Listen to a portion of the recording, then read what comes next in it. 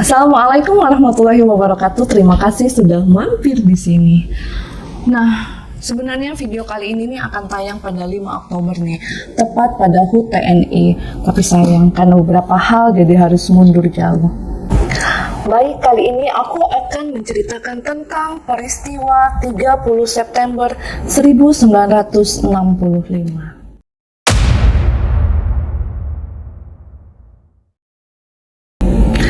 Jadi, sekitar 58 tahun yang lalu, ada sebuah tragedi kelam tentang penculikan para jenderal yang dikenal sebagai peristiwa Gerakan 30 September atau G30S PKI. Kami tim mampir di sini menyadari sepenuhnya bahwa ada banyak versi, ada banyak kontroversi, begitu banyak tafsir, juga begitu banyak korban, kebencian, dan saling tuding mengenai sejarah ini. Kami mencoba merangkumnya dari berbagai sumber baik YouTube, berbagai artikel, buku-buku, dan kami menyadari bahwa konten ini sangat sensitif sehingga segala informasi yang disampaikan jangan langsung ditelan mentah-mentah.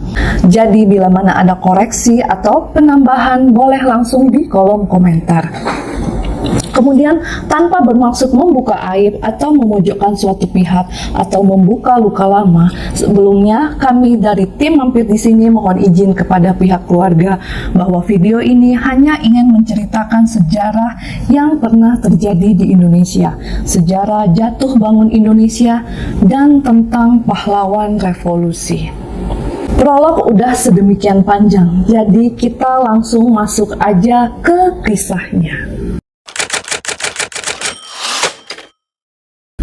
Gini Tims, sedikit gambaran tentang situasi politik di Indonesia di tahun 1965. Kala itu, Indonesia masih dipimpin oleh Presiden Soekarno.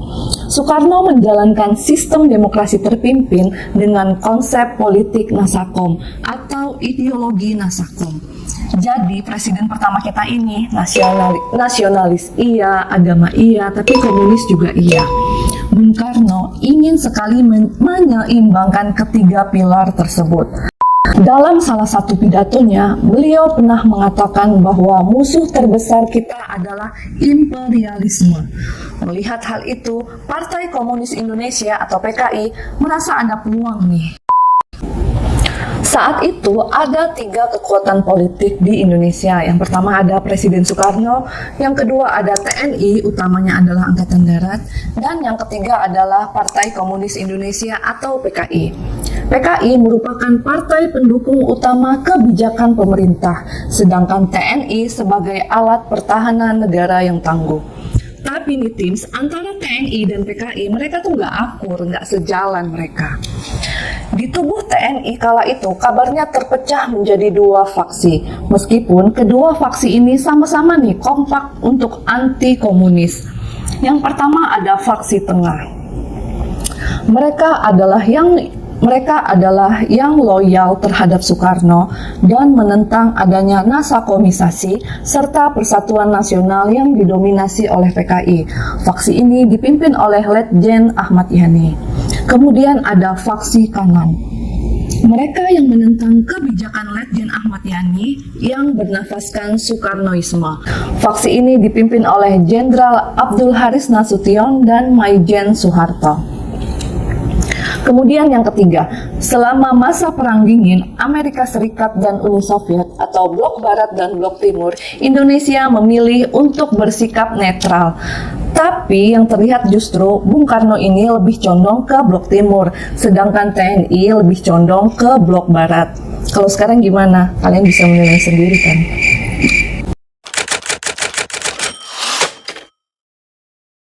Partai Komunis Indonesia atau PKI merupakan salah satu partai tertua dan terbesar di Indonesia. Sejarah berdirinya PKI tak lepas dari Indische Social Demokratische Vereniging atau ISDV. Partai kecil berhaluan kiri yang didirikan oleh tokoh sosialis Belanda yaitu Hendrikus Josephus Franciscus Mary Sneevliet atau dikenal dengan Hans Sneevliet. PKI adalah partai komunis terbesar ketiga di dunia setelah RRC dan Uni Soviet. Partai ini mengakomodir kalangan intelektual, buruh, hingga petani. Pada pemilu tahun 1955, PKI berhasil meraih 16,4% suara dan menempati posisi keempat di bawah PNI, Masyumi, dan NU. PKI juga mengontrol pergerakan Serikat Buruh yang mempunyai 3,5 juta anggota dan pergerakan petani anggota atau Barisan Tani Indonesia yang berjumlah 9 juta anggota termasuk gerakan wanita yaitu Gerwani. Dari sumber yang kami baca, salah satu cara PKI dalam merekrut warga sipil adalah dengan cara memberikan modal kepada usaha mereka. Nah, selanjutnya kedekatan Bung Karno dengan Partai Komunis ini semakin erat nih, lantaran Soekarno mendapatkan dukungan penuh dari sukarelawan Partai Komunis Indonesia dalam upaya untuk mengganyang Malaysia. Nah, kalian masih ingat kan kalau lagu Halo Halo Bandung dicontek menjadi Halo Halo Kuala Lumpur? Kira-kira kalau Bung Karno hidup di zaman sekarang akan diapakan ya? Jadi niat PKI adalah untuk mencari simpati dari Presiden Soekarno. Sedangkan Soekarno sangat kecewa pada saat itu dengan TNI karena mereka tidak sepenuhnya mendukung upaya Bung Karno. Di lain sisi, PKI juga melihat peluang nih untuk mewujudkan tujuannya, yaitu mengganti ideologi Pancasila menjadi ideologi komunis. Sekarang kita melihat dari sisi Angkatan Darat ya.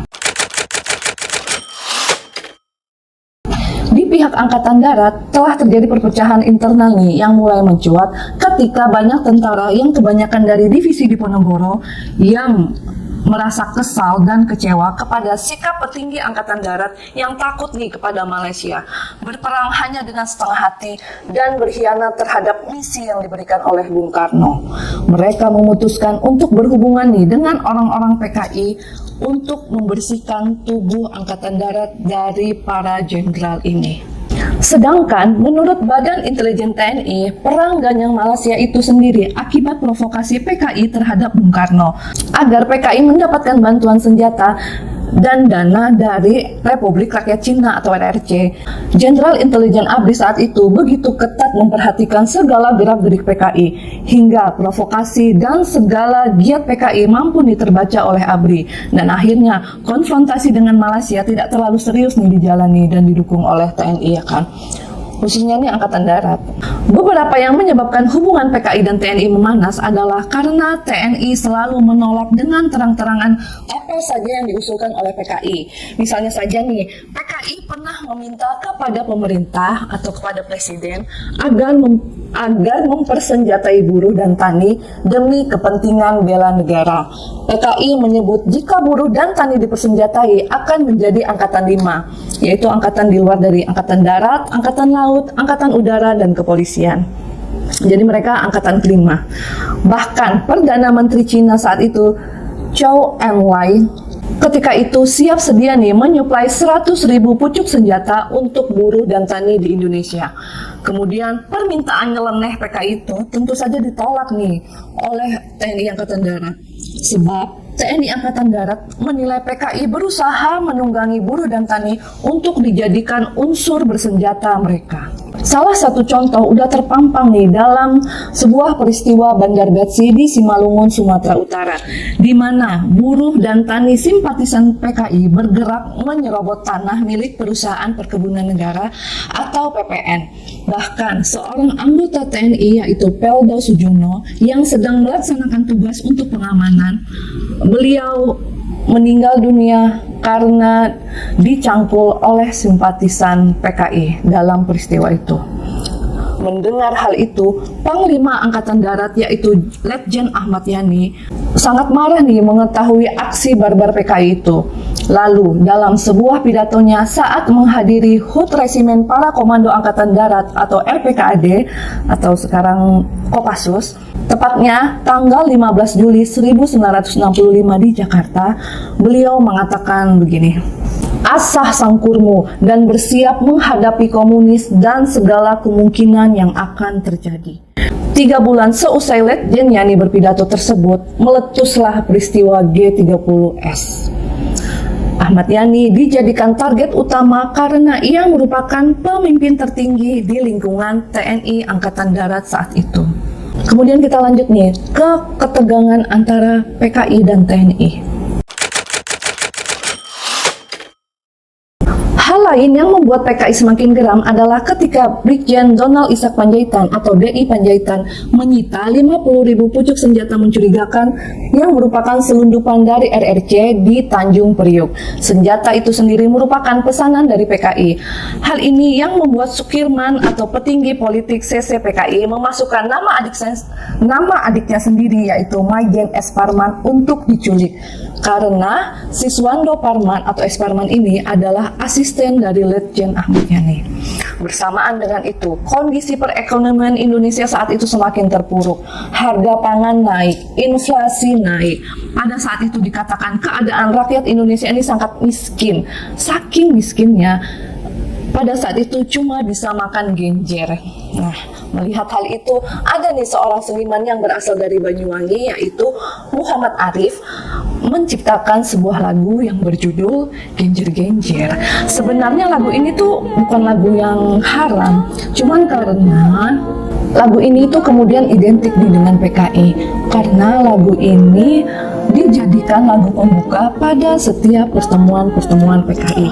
Padahal kalau kita melihat lebih jauh kepada setiap bait dalam lagu tersebut, lagu ini kan menceritakan tentang kemiskinan rakyat Indonesia pada saat itu kan.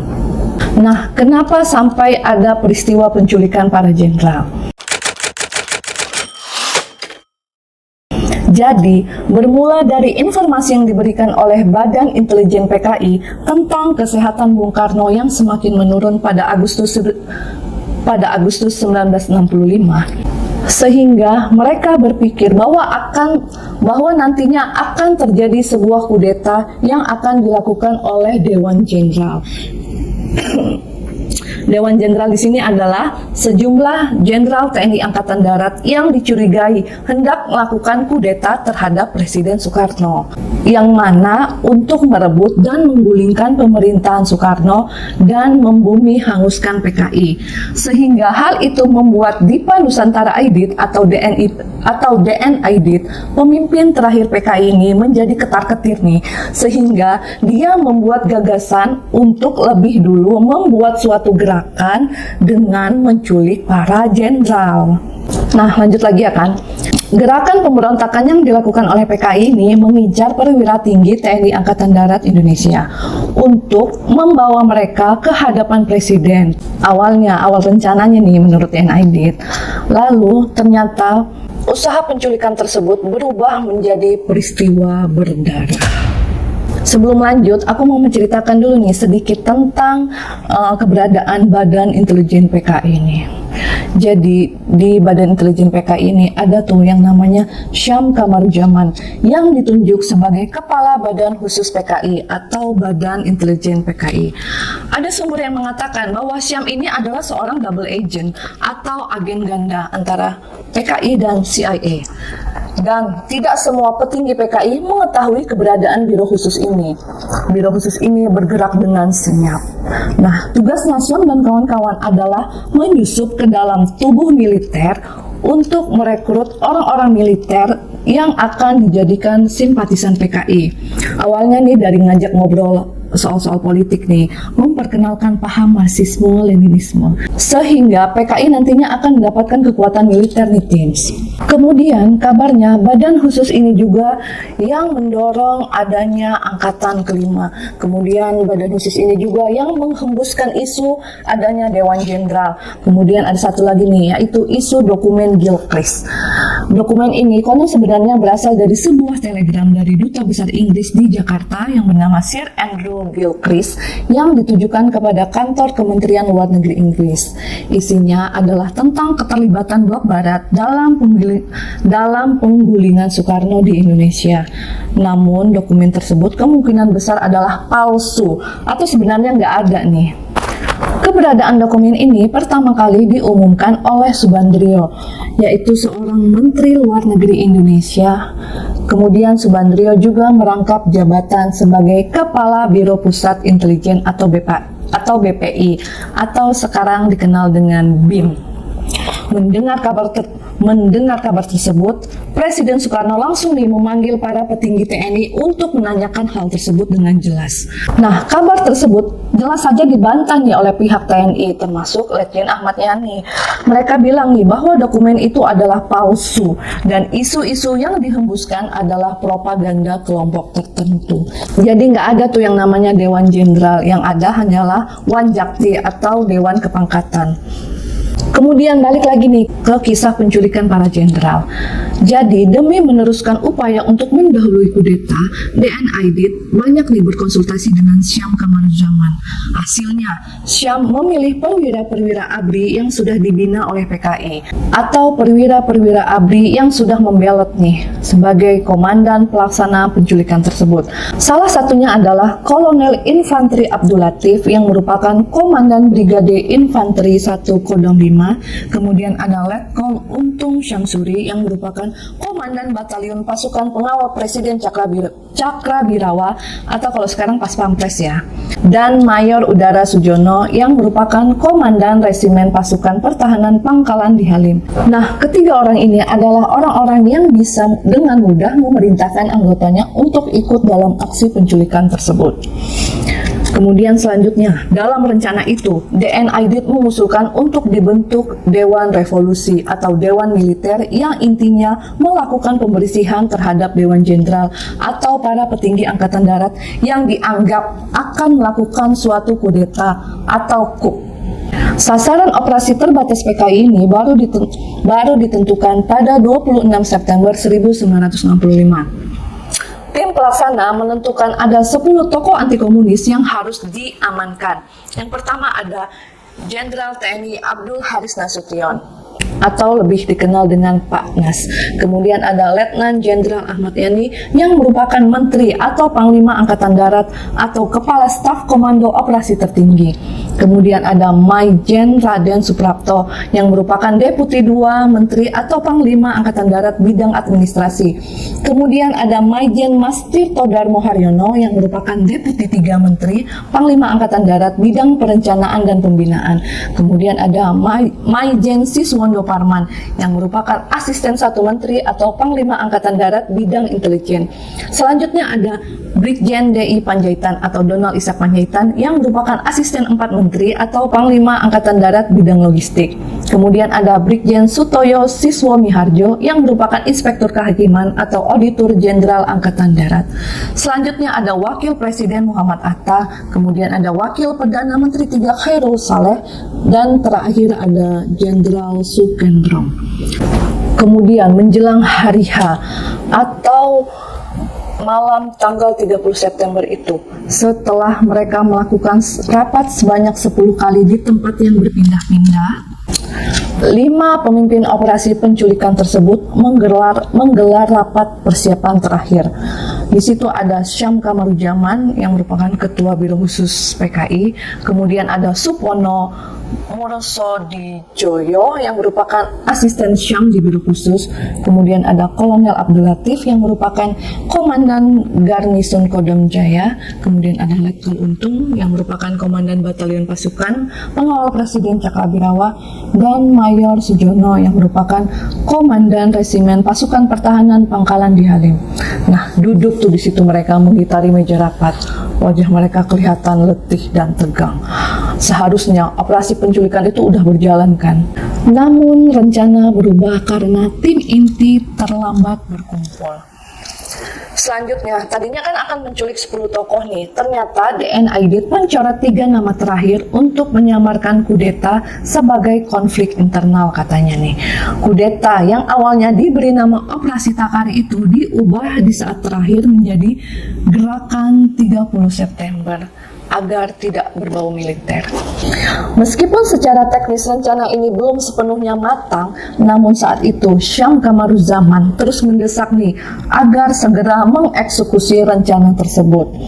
Awalnya Kolonel Untung dan Brigjen Suparjo merasa ragu nih atas aksi tersebut karena dukungan tank dan kendaraan lapis baja yang dijanjikan oleh Syam nggak ada ternyata. Mereka sudah merasa nih bahwa rencana ini cenderung serampangan. Nah, oleh karena desakan dari Syam, dini hari itu, ketika memasuki tanggal 1 Oktober 1965, Letkol Untung membagi eksekutor ke dalam 3 satuan tugas atau Satgas. Pertama, ada Satgas Pasopati dengan pimpinan Letnan 1 Infanteri Dul Arif dari Resimen Cakrabirawa. Satgas ini bertugas menangkap 7 jenderal yang menjadi sasaran. Kedua, ada Satgas Bima Sakti yang dipimpin oleh Kapten Infanteri Suradi Prawiroharjo dari Batalion 530 Brawijaya. Tugas Satgas Bima Sakti adalah mengamankan ibu kota serta menguasai kantor pusat telekomunikasi dan studio RRI Pusat. Yang ketiga ada Satgas Pringgodani di bawah kendali Maijen Udara Sujono, bertugas menjaga basis dan wilayah di sekeliling Lubang Buaya. Lubang Buaya sendiri merupakan daerah yang menjadi lokasi penyanderaan para jenderal. Selanjutnya, Komandan Satuan Tugas atau Satgas Pasopati yaitu Letnan Infanteri Dul Arif membentuk 7 pasukan dari Satgas Pasopati di Lubang Buaya untuk masing-masing ini menculik ke-7 jenderal. Satgas yang menangkap Jenderal Abdul Haris Nasution dipimpin oleh Pelda Juhuruk dari Resimen Cakrabirawa, yang mana terdiri dari 1 regu kawal kehormatan Cakrabirawa, kemudian 1 peleton Yon 530 para Brawijaya, kemudian 1 peleton Yon 45 para Diponegoro, dan 1 peleton pasukan pertahanan Pangkalan Auri dengan dukungan 1 peleton Sukarelawan Pemuda Rakyat. Selanjutnya, pasukan yang bertugas menangkap Letjen Ahmad Yani dipimpin oleh Peltu Mukijan dan Brigade Infanteri 1 Jaya Sakti, yang mana terdiri dari 1 peleton Yon 530 para Brawijaya dan 1 regu PPP Auri dan 2 regu Sukarelawan Pemuda Rakyat. Kemudian selanjutnya, pasukan yang akan menangkap Maijen Suprapto adalah 1 peleton Batalion Kawal Kehormatan Cakrabirawa, regu 1 dipimpin oleh Serka Sulaiman, dan sisanya bergabung dengan regu 2 yang dipimpin oleh Sarda Sukiman.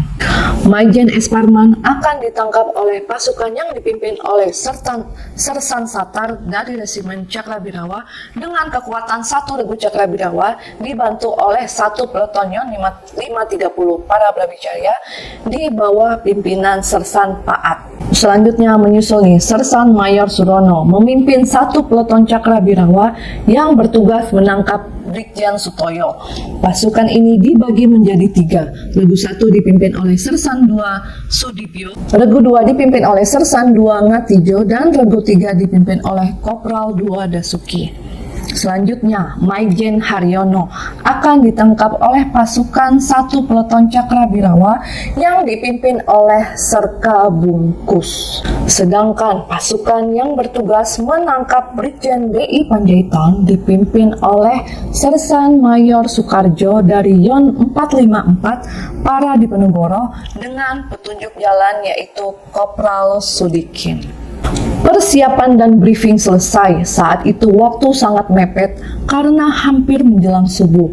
Waktu penculikan diperkirakan hanya 15-20 menit dan perintahnya jelas dari Letnan Dul Arif. Tangkap sasaran, hidup atau mati. Nah, itu yang dikatakan oleh Sersan Bungkus sebagai pasukan yang terakhir kali berangkat. Belakangan diketahui kalau perintah itu ternyata datang dari Syam Kamaruzaman. Anggota pasukan pun diangkut menggunakan jeep, truk, dan bus.